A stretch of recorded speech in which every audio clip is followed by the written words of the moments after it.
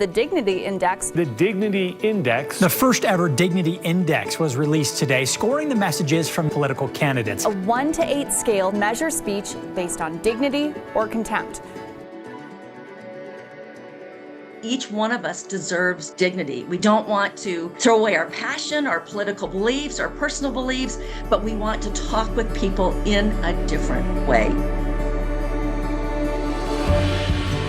As a woman leading your council, tell me about what attracted you to the Dignity Index. It's hard to imagine the number of voices that we're not hearing from simply because they don't want to engage. When I first became mayor, I had all of my staff and all of my board members walk out on me because of what I represented, a woman in a leadership position. So I am the first female mayor, and I got in 2022.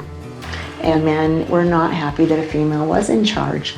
And it was a little rough. Things escalated with the council member. School boards were hit hard. All of our discussion had been around, what are we gonna do? What are we gonna do? What are we gonna do? And that's why I was like, the answer. And now we have the Dignity Index and have for over a year. There is one of those pamphlets on every chair in my chamber. This will help.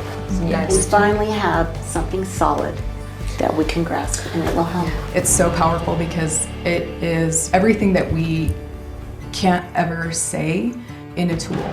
Using that index is a really effective tool for women all over the country, because I think so many women in politics are kind of conditioned or trained to just let it go, don't engage, it will just be made worse. The minute that you draw a line, like there is no future for any kind of productive conversation. Right. There's no problem solving.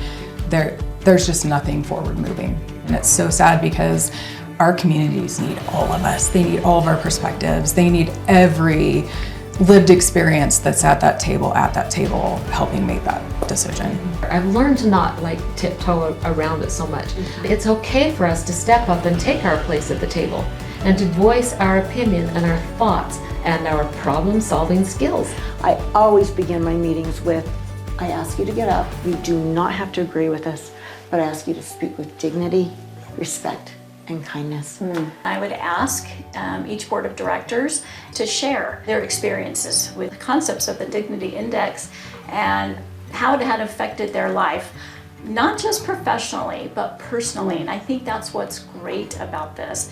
I have used these concepts with conflicts that I have had, and it has really helped me to look at myself on how I treat others and how am I thinking about them. When I'm dealing with people or talking to someone, I will check myself, because this will be a blood sport. This will just be a fight until I bring myself up. And I keep this card right next to my computer on my desk, and I look at it and think, where am I with this person? How am I acting? If we don't have any reference point for that needle, we don't know where we are. And I don't know how we turn the temperature down from residents without turning the temperature down from within ourselves first. So You know that all of us have this on our mind. How are we going to do this? How do we wrap around this? How do we bring people together? How do we create inclusion? And that, I think, is what the Dignity Index does. You've developed one of the most important tools. I agree. But I truly believe it's what our country, our whole country I do too. needs right now. They need us. Really.